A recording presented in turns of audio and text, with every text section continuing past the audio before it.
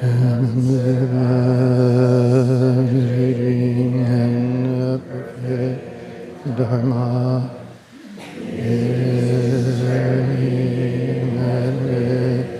in 100,000 million kalpas, having it to see and listen to remember and accept. I vow to taste the truth of the Tathagata's words and surpass penetrating and perfect Dharma is rarely measured even 100,000 million kalpas, having it to see and listen to remember and accept.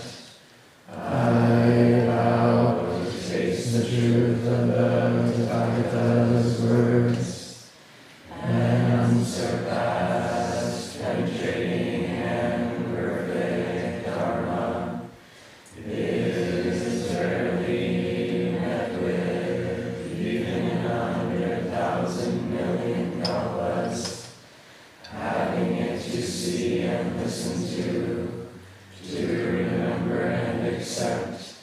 I vow to taste the truth of the Tathagata's words.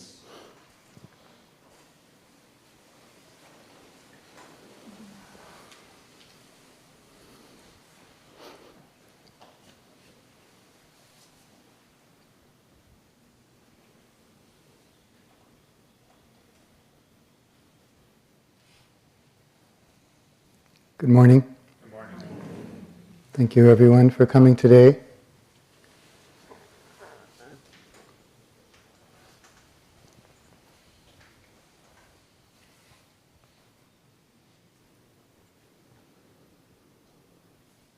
For all the effort that you made to get here, to this cold barn.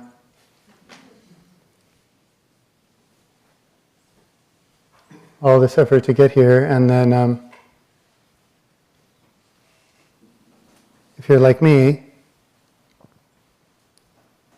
as soon as you get here, you think, maybe I shouldn't be here.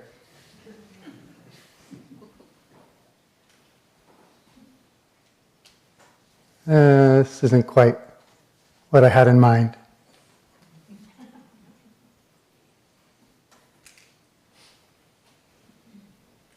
It's not working.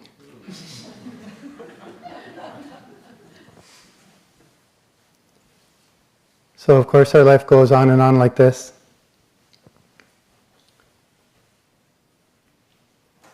Trying to get to the next thing where something will be better.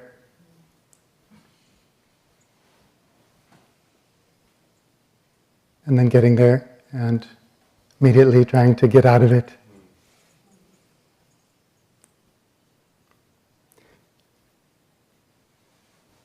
Of course, there's also a big part of us that's so grateful to be here. Feeling the intimacy and the opportunity, the possibility of coming back into our bodies and reconnecting with this feeling of being alive. Feeling the intimacy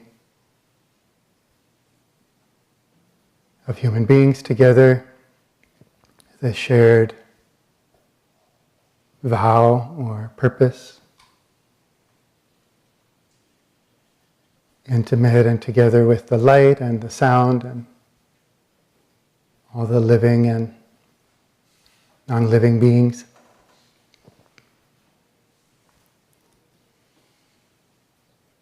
So we like to talk about, and I really like to talk about the good part, But it's really valuable also to get a feeling for the part of yourself that really, as soon as you got here, didn't want to be here. Well, it's, even if it was quiet, even if it's subtle, the part that finding ourselves in some new kind of limitation is kind of start scheming right away. How do I get out of the limitation that I'm in? wouldn't we want to just like ignore that? Just shut that up and feel the gratitude and the intimacy and the connection? Maybe so.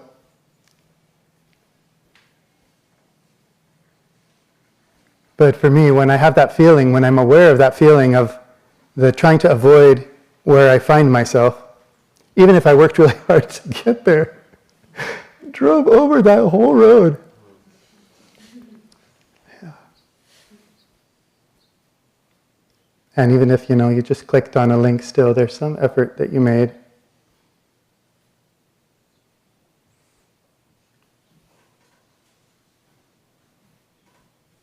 So basically, the part that's never satisfied, the part that's always trying to get free,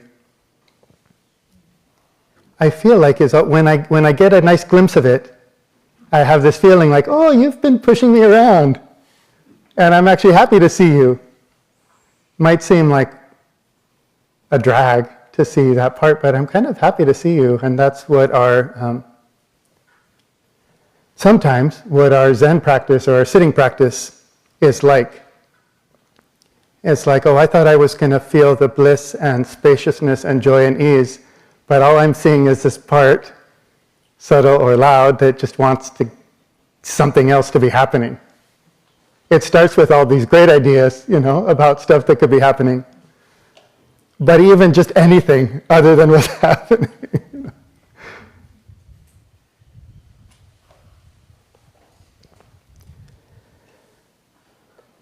So here at Green Gulch, some of us are involved, just starting in a 9-week practice period.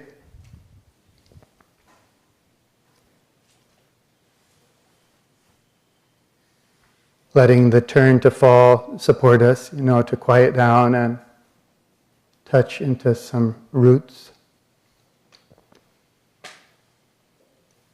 To sit together and study and work together. So we'll be following a kind of rigid schedule of formal Zen practice, and so I wanted to say a little bit about that, and how we understand that in terms of our practice of liberation.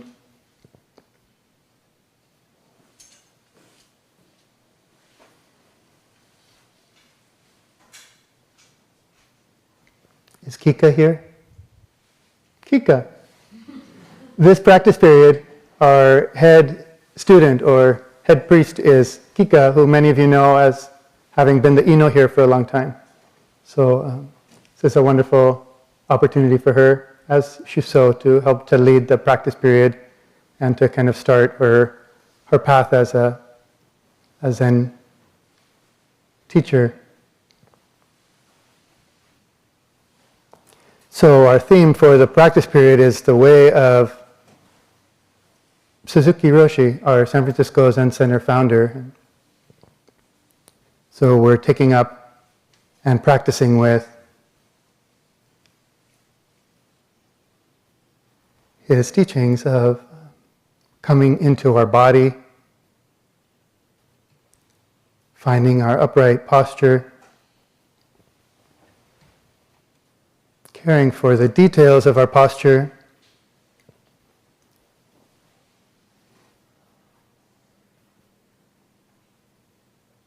so that we can feel the flow of our breath,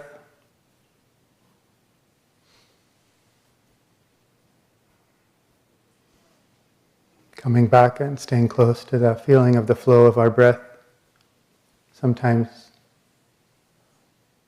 letting it fall deep into our belly, all the way out and all the way in.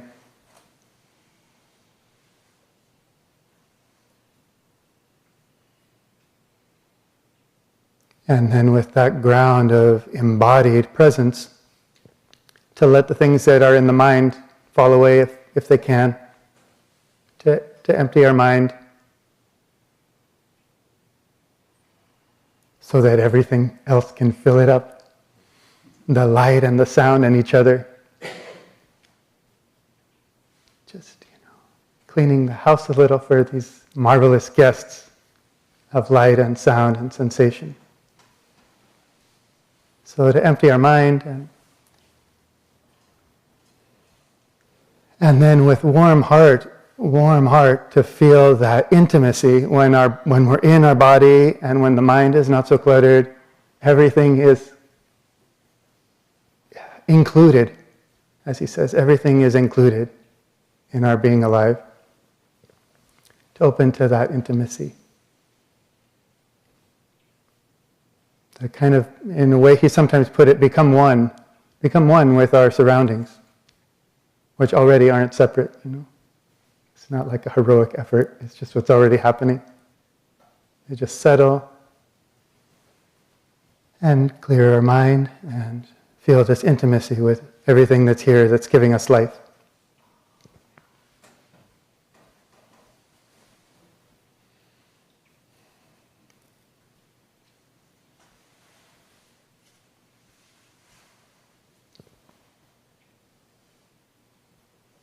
This teaching, that in our actual being alive, in your actual being alive right now, there's this incredible spaciousness. Suzuki Roshi talks about big mind, the big self that includes everything.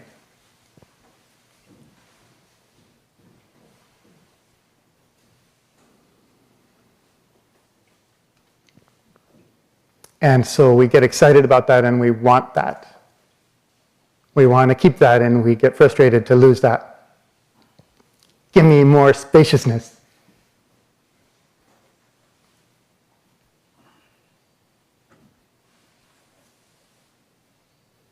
Get me out of this little, limited, constricted, tight situation and give me that vast, spacious, free, one with everything. For me, in my own path of coming to practice, this was a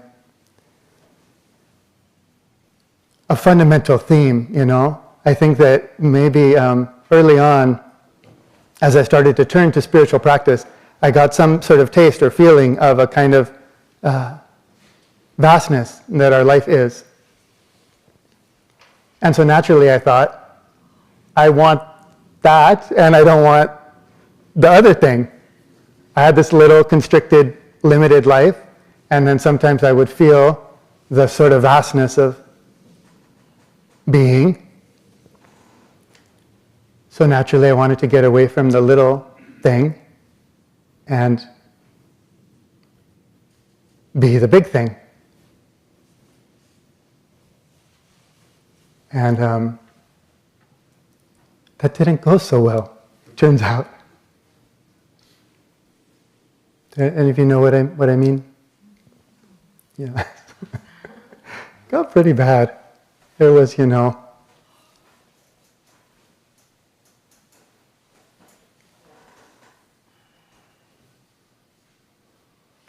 not much of me left down here with you all. And that's not such a solid way to live as a human being. So we have this idea of this kind of spaciousness and freedom and ease and big mind, and then we have this everyday, moment after moment, kind of experience of our life as this kind of tight, small, constricted, limited place, and we imagine that these two are sort of fighting with each other, and we want to get free of the small so that we can enter the large.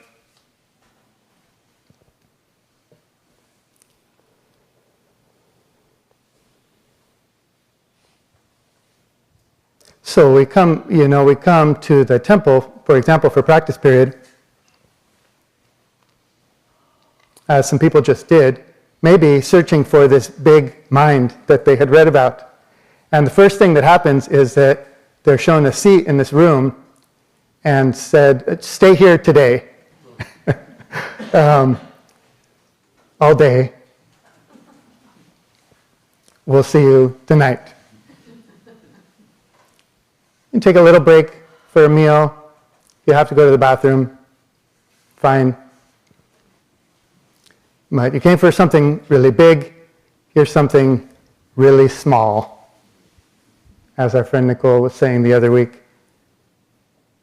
3-foot mat.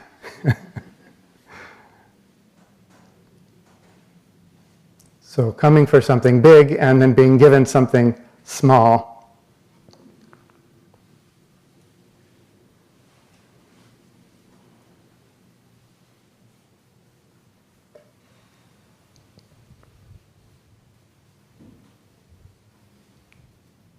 What moved me so deeply coming into Zen practice is this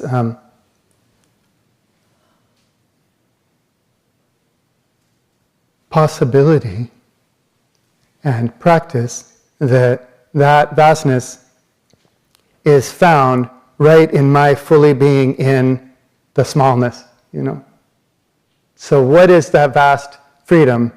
What is big mind? And we say it's put your left thumb in your left fist and cover with your right palm. It's hold the teacup with both hands. Sweep the leaves. Be exactly in the small room, in the limited conditions in which you find yourself now, and notice and appreciate that what that actually is vast and ungraspable and intimate and bottomless. If you go try to find the vast thing, you're going to get very confused. It's right here in the left thumb, in the left fist, in how you hold the teacup.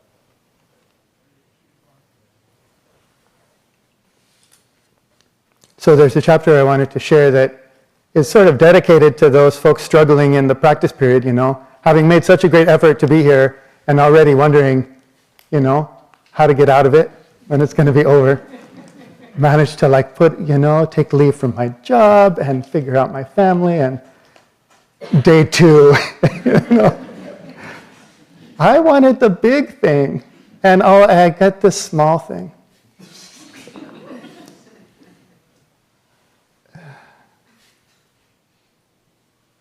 I wanted to be free, and they put me in this room.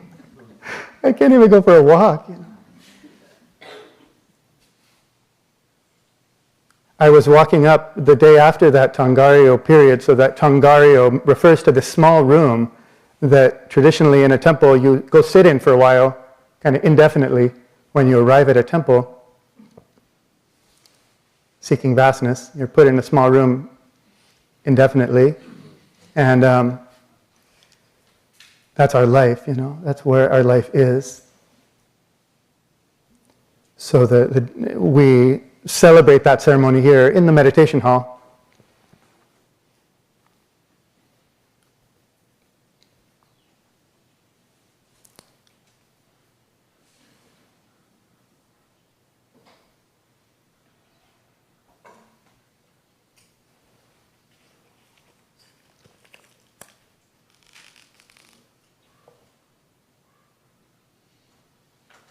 So Suzuki Roshi really is into this finding ourself by entering the gate of the limitation that we find ourselves in.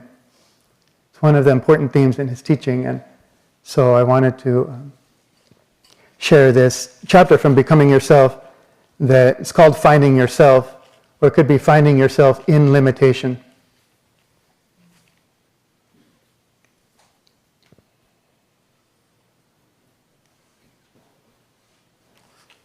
Walking up after Tangaryo, in the parking lot here, one of our residents has a van with a license plate that maybe you've seen that says, "Live free or die" on it.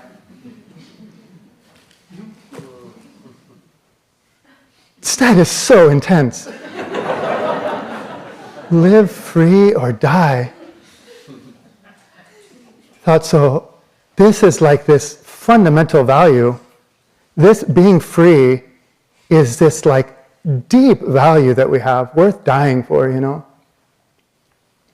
And so then seeking that freedom, these people have willingly kind of relinquished their freedom to just sit on a tiny mat and not even go for a walk on a beautiful day at Green Gulch. What are they thinking? They could be free.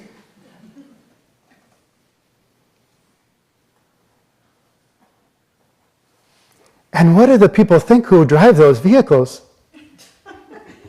That to be expressing that freedom is like this most important value.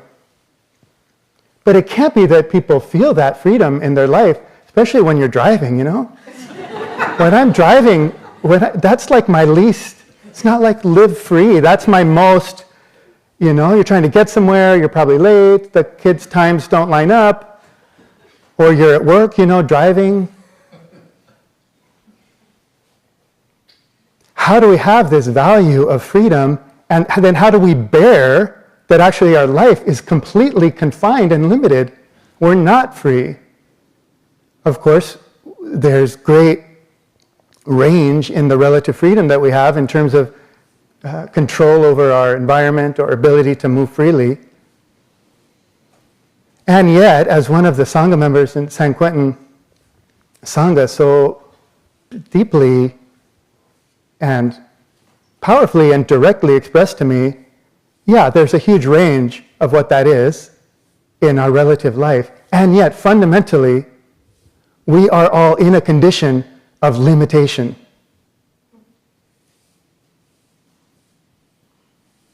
To think that freedom is this vital value, and so then we need to surpass the fundamental limitation of our life, is a recipe for total confusion. How are we going to get out of the limitation? So I like actively distressed by this license plate. And I thought, can you opt out of this license plate? And I actually Googled that. Maybe you know that you can't. There was a Supreme Court case. Somebody thought that was too much. It's so intense to have on my car. Do I have to have this on my car? I'm not free. I'm in the limitation. So you don't have to. You can cover that up, apparently. As of 1977. But still, you know, whether we cover it up or not, we have this wish. We have this wish that I think is maybe especially American, but also it's innate. We want to be free. We intuit that our being is not limited, is not confined, is vast, is oceanic, is spacious, is one, you know, and then we read these teachings that affirm that, and then we come back into our little life, and then there's this kind of tension.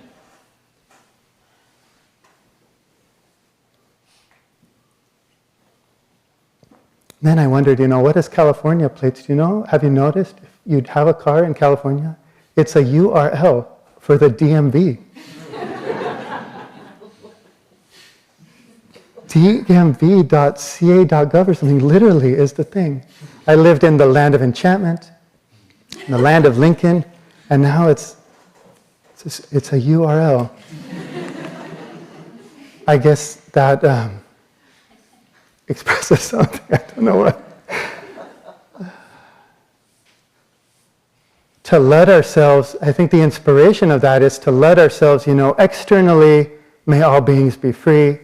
And also internally, may I be clear about what freedom is, you know. And even as I work to liberate myself from the confining conditions that I should be released from. And even as we work to help others to be released from confining conditions that they should be released from, can we not be confused fundamentally about the existential limitation we're in? And notice our constant chafing against that, the constant resistance we have to our little life. There's a kind of wise idea of freedom and a foolish idea of freedom. And we get those confused and think that there's wisdom in our foolish idea of freedom, which is like, I shouldn't have to be limited.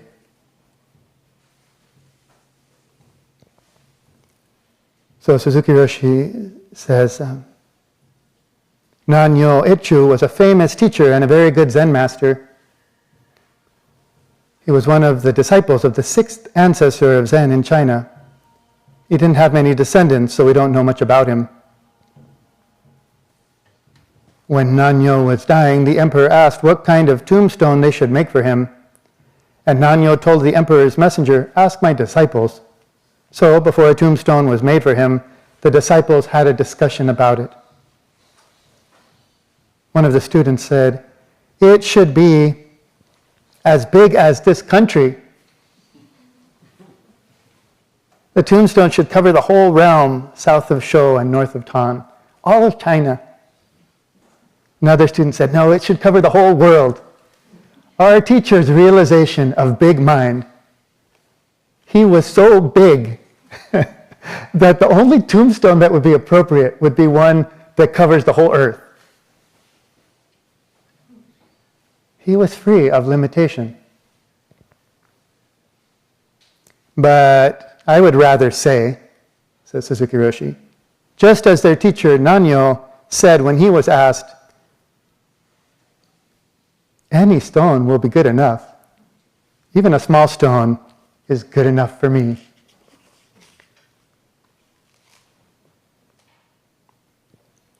Which do you like? The whole world or a small stone? Wonderful question that he's giving us. What about you? What do you want? Do you want the whole vast, free, oceanic world, or do you want the small stone of your limited life, all the things that are constricting you, keeping you from the other thing you had in mind?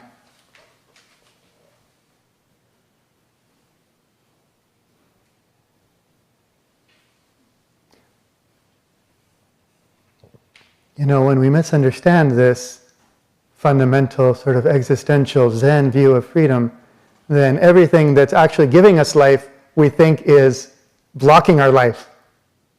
All of these people and circumstances that are keeping us from doing the thing we want and being with the people we want to be with, those circumstances are actually what's giving us our life. And the delusion turns the thing that's giving us our life into the thing that we imagine is blocking us from our life. And then we start treating it that way. So Nanyo said, I prefer a small stone that we can carry or move. If you know what a small stone is, you know that it is you yourself and that it covers everything. But if you think that you need to see the entire universe in order to see yourself, you will be lost. You need one small room for yourself. That is very true. When you can really find yourself in a small room, then there is you yourself, and the whole universe is there, and the whole universe makes sense to you. Without your one small room, the whole universe doesn't make any sense. So what you need now is a small room, and what you will need after your death is a small stone. And that is the actual reality, which is always true for everyone. Always true for everyone.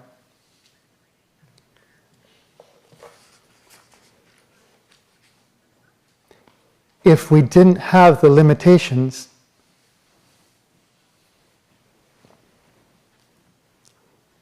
we would not be here. Our body, our being is dependently arisen.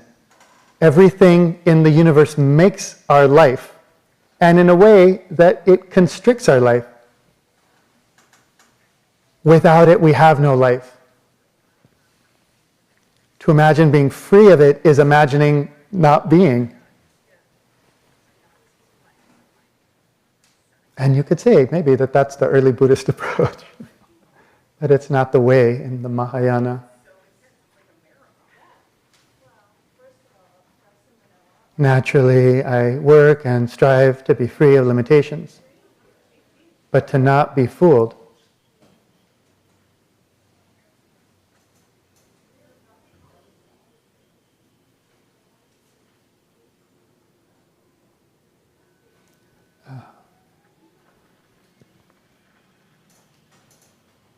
One of the ways that I like to talk about this, that some of you have heard, is through this old Chinese image, Huayan Buddhist image of the golden lion, where the Buddhist teacher is instructing the empress on some of the principles of Buddhism using the example of a golden statue of a lion.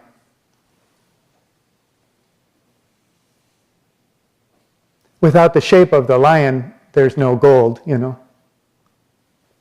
The shape of the lion is not like constricting or obstructing the view of the gold, that nature of being, that freedom or spaciousness or oneness of our actual life. The shape isn't like blocking us from that. The shape is what's manifesting that. Does that make sense? Our life is like this. So we're looking at the lion and trying to see the gold and saying, maybe if it was not a lion, I'd be able to see the gold, you know? We're trying to find ourself, our big self, our true self that includes everything, and we're saying, well, if my situation were different right now, then I could be seeing that.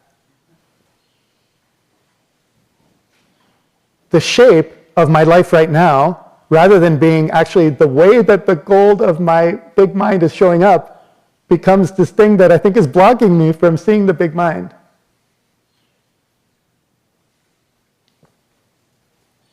So entering the formal Zen practice, you know, part of what we're training in is just quieting down the impulse to be always trying to manipulate our environment in order to feel better, you know. Whether it's that we're sitting for 20 minutes with some kind of intention or commitment not to move even if we want to, or whether it's we're giving ourselves to this full, you know, early morning to night schedule of kind of knowing where we're supposed to be and what we're supposed to be doing every moment of the day. Either way, the point is an opportunity. I think of it, it's a terrible image, but I do think of it this way, as we have a kind of like dashboard. Isn't that a terrible idea about our life? So we're at the dashboard with these kind of switches and dials, you know, and then we're trying to adjust them all the time because it's not quite right. It's a little too hot, it's a little too cold. You know, what's the shape of my life? Does that make sense? We're trying to manipulate all of these external conditions all the time to get our well-being and our comfort and our ease and our freedom and our spaciousness, right? Just trying to have a little less of that, a little more of this. Trying to manipulate our external circumstances, and that's very natural and appropriate. That's the activity of our human life. But there's these other, on the dashboard, there's these little dials at the bottom. There's a couple of them, you know, like, how is your heart? Dial. And how is your posture? How are you meeting your life? Rather than what's in your life. What's your schedule? What are you going to be doing? Who are you going to be with? We're so in that we kind of like forget these little dials down here that are like, how is your heart? How are you taking care of? How are you welcoming each moment, whatever it is? So in a way, in Zen, you know, we kind of like put formal Zen practice, we put masking tape over all the dials that are external. We don't like saw them off, you know? Put masking tape on them for a while so that we can try to see, okay, I'm miserable. Oh wait, I can't do the dials, there's tape on them. What am I going to do? I can't just sit here miserable. Oh wait, there's these other dials. How's my heart welcoming this miserable situation, this achy body, this confinement, this being with who I don't want to be with, not being with who I want to be with, not feeling how I want to be feeling how I don't want to be feeling, not doing what I want to be doing what I don't want to be doing. How is my heart? How's my body? How is this capacity to welcome and be with and even see the gold in the life itself, the wonder, the depth? When we let go of our views, I like it, I don't like it, it's big, it's small, as Suzuki Roshi says in this chapter, then we actually can touch and remember and appreciate our actual self, our actual life, that anything is happening. So we're trying to give a little energy to these little dials down here just so we get the hang of that they're in the picture too. And then we come back into the full, you know, panel. It's not like never touch those external ones again. But know that that's not, sometimes they don't work, There will come a time when they don't work in your life.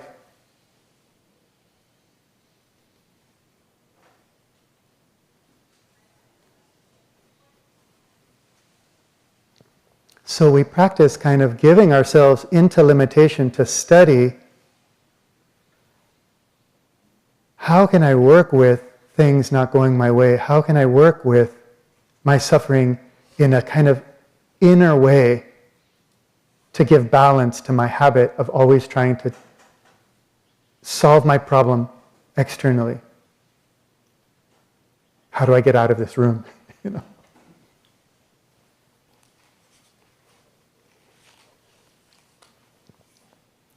So I don't talk about the whole universe or some mysterious experience,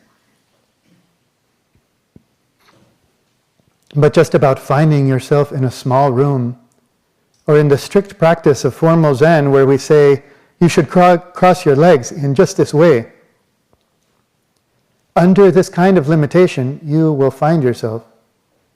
Your real self is there.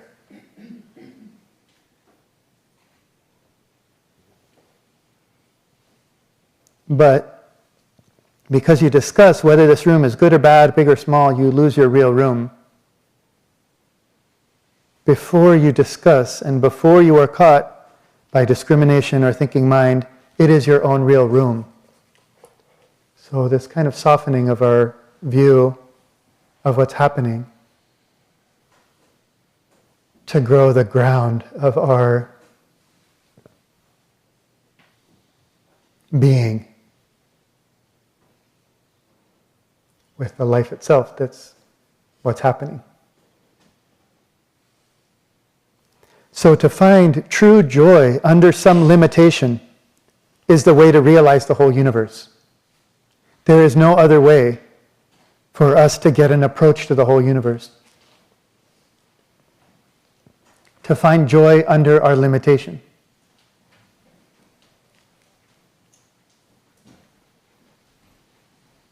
When you exist right here, the whole universe makes sense to you before you think about it.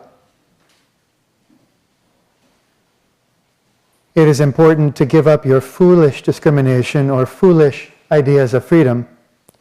This is the way of practice.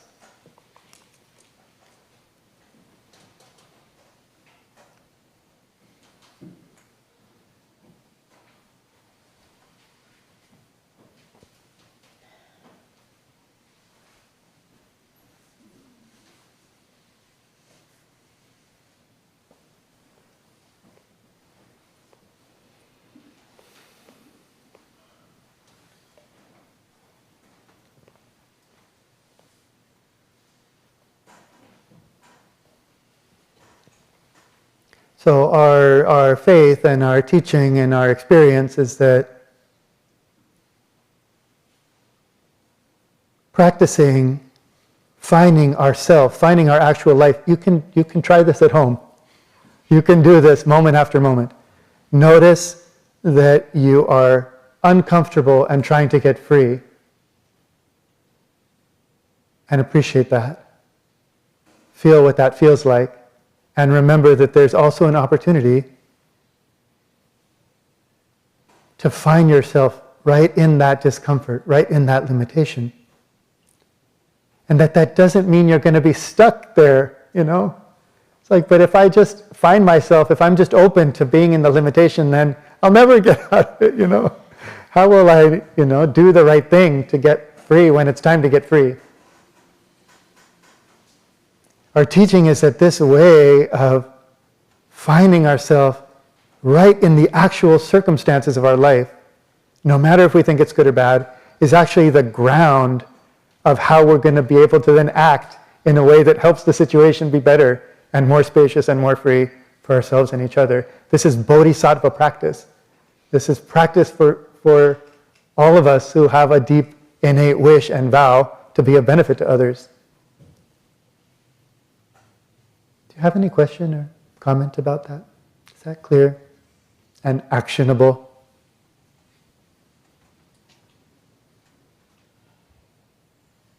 Don't go looking for something big. notice what this small thing actually is. And you can't get a handle on it. You can't grasp it because it's vast. It's bigger than... you can't... Is there a comment or question? Or concern? Especially concern?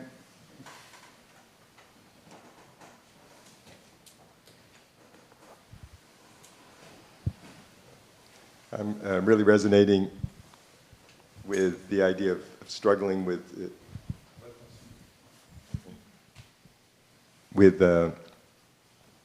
accepting myself and my limitations. I, constantly have this idea that, I could be so much more. I get the intuit the sense of I could be. But then I'm thinking, how do I appreciate others? And I look around, and I'm not looking for them to be other than who they are, And it's when I look at other people, it's all the nuance, it's all the limitation, that's all beautiful to me. And so, to try to turn that same thing to myself, I think is a practice. Thank you.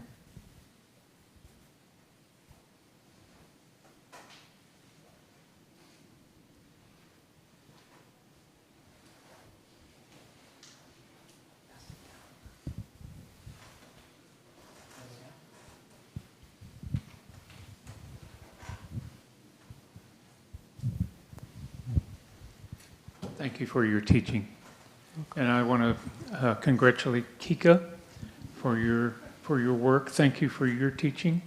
This sounds like a promotion for you. And you so deserve it. I was thinking about the folks who were here for the 9-week practice session. I saw people gathered by the bell.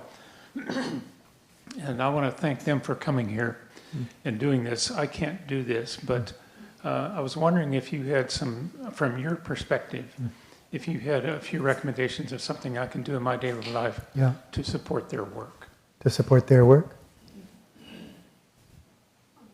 Well, thank you for asking. You can make an offering to the temple, you can donate to San Francisco Zen Center, you can volunteer, you can contribute to the temple by, say, coming every single Sunday, as you do. And most of all, through your own practice, which is in a moment, coming back to life, coming back to awakening, noticing that we're trying to get out of something and get somewhere else. And remembering that right here, no matter how uncomfortable or not what we want it is, our actual, true, big self is right there too. So the teaching is that when you do that, even in a moment of your life, that resonates inconceivably and uplifts all beings. You don't have to believe that, but you can.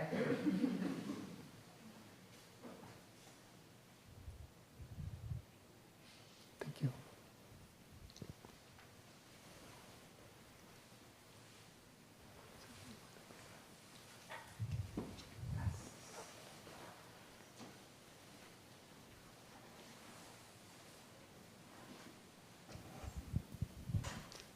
Thank you, Jiryu, for the teaching.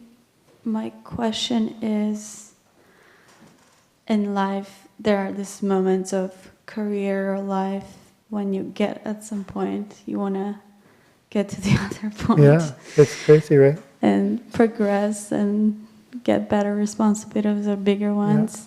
Yeah. And you know how it ends, right? Yeah, you want more and more.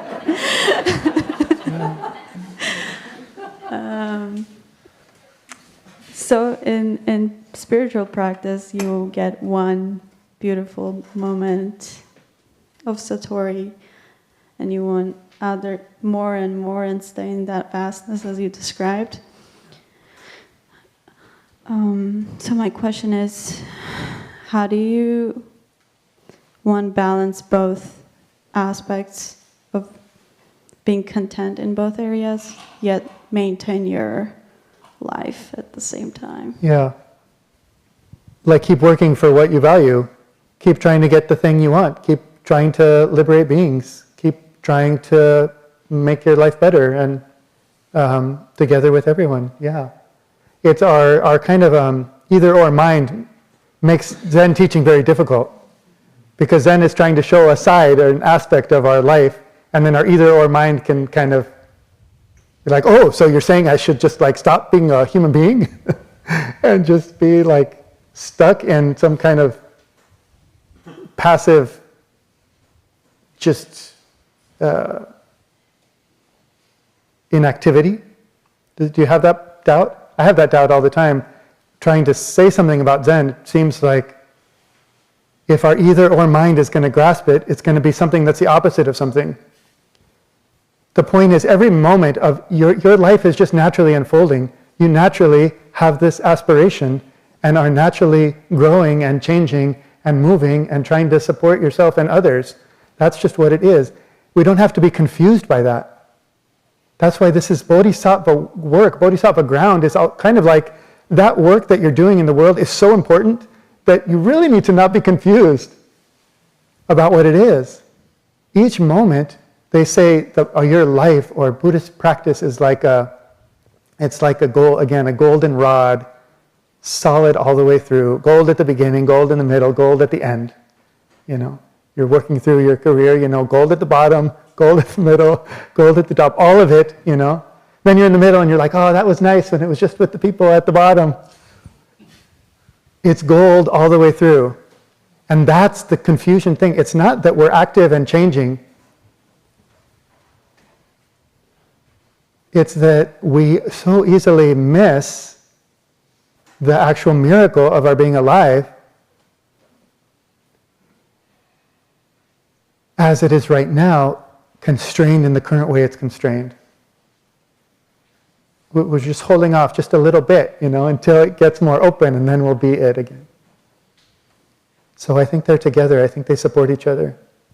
If you start to get some idea of like cutting off your natural activity or your natural love and devotion to others, that be a really dangerous misunderstanding of our practice. Moment after moment, we're in a limitation. Right now, you may not be having the feeling in your body or your mind or your heart that you want. Might not feel big and free and vast. And so notice that you want to get out of it to get to some other way, some other state. The Zen approach is, Suzuki Roshi's teaching is, this mind and body and heart that you have right now, just as it is. What is it?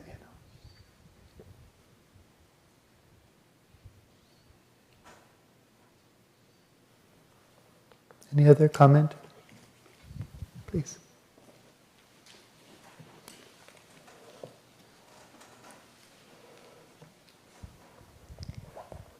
Thanks for your sharing, and also sharing in a very vivid way. And my question for today is, how can I integrate this Zen practice into my day-to-day life, or how can I start this meditation practice? Yeah, thank you.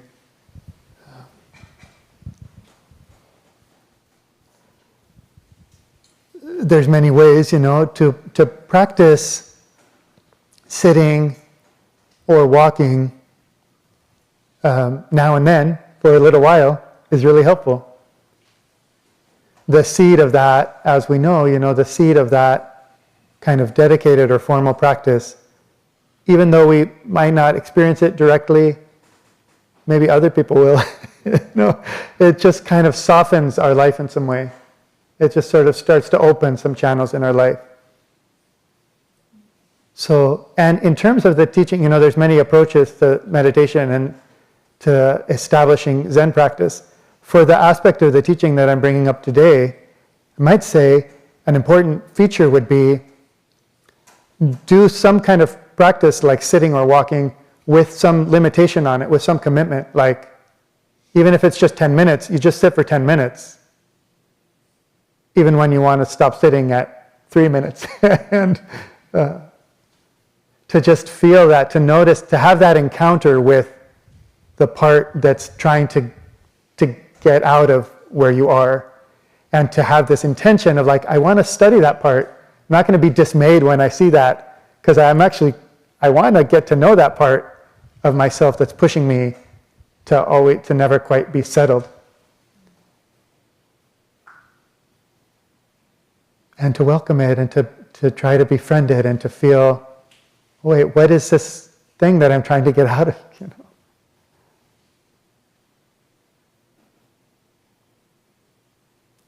As you sit a little bit in your life and start to connect with your spiritual intention, your innate kind of spiritual longing,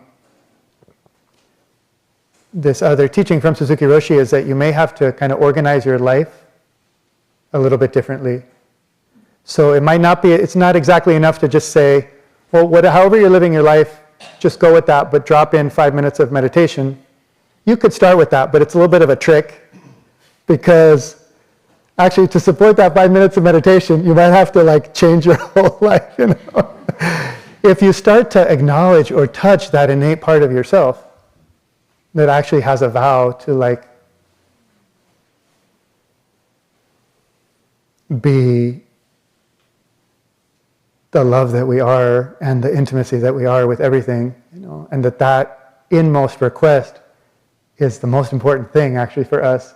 If we let ourselves sort of touch that, it might have some requests that we would want to honor.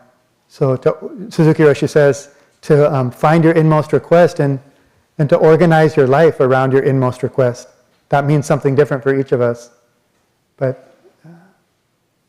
you also have to kind of take care, that's where the precept practice comes in, not killing or stealing or lying or exploiting or dividing. Those things are like, make it hard to establish a meditation practice. So how you care for your whole life as the ground for even just a few minutes of sitting a day. We have events here, once a month, these half-day sittings, which are wonderful introductions to our formal practice. Day-long sittings, etc., are also helpful for giving us that boost. Where other people are helping us not leave the room, Well, I'm the one who chose to sit down. I could choose to get up. We all do it together. We don't all have at the same moment the thought like, why are we doing this? Let's get out of here. If we did, the thing would fall apart. But we all have different cycles of it. So there's always enough people in the room who are like pretty sure about being here that creates this kind of pressure, that we're like, well, I don't want to let them down. And that's so handy, because then we think it's, then we even blame them, like, why are they making me be in here? But I asked for their help to be in here, So I just, the feeling of wanting to share that this is it's not about a formal practice. Formal practice is just a really powerful gate into encountering our dissatisfaction and our trying to wiggle, and trying to kind of open this possibility of finding other ways in our heart and body and mind to be with difficulty and limitation. But all of us can do that. We are doing that all day. Breathing out and welcoming actually the circumstance that we find ourselves in.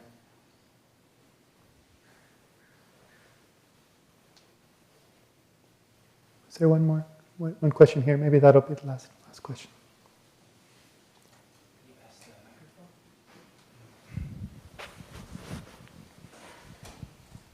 Thank you.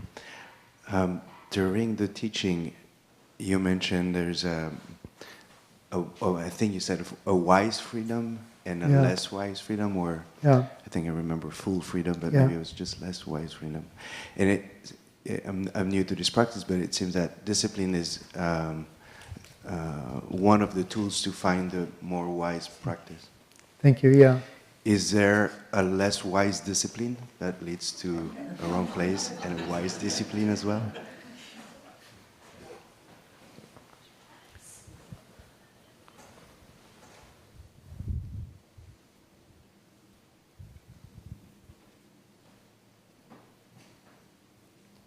Yes.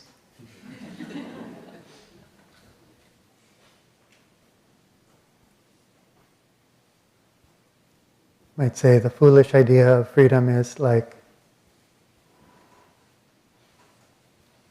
I want to be free to not have to be limited. I want to be able to do whatever I want to do.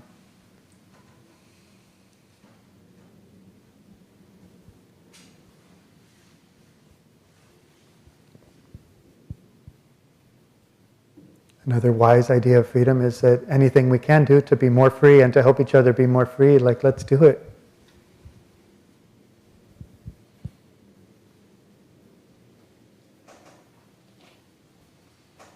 If we take on the discipline, forgetting that the purpose of it is to find ourselves, and to find our life wherever we are, then we can kind of get on a discipline trip, and that's not so good. It's not so free.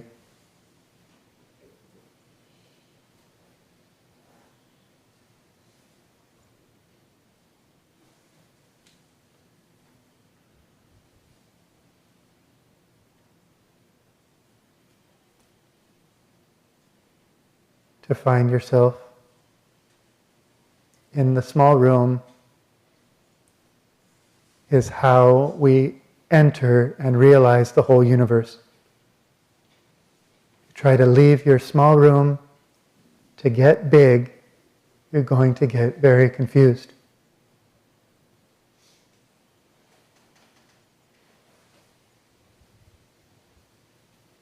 Thank you so much for your kind attention and discipline. Any benefit of our gathering, the whole point of this practice is for the freedom from suffering of all beings. So may this teaching, may this practice support us in however we manifest this vow to work for the liberation of all beings.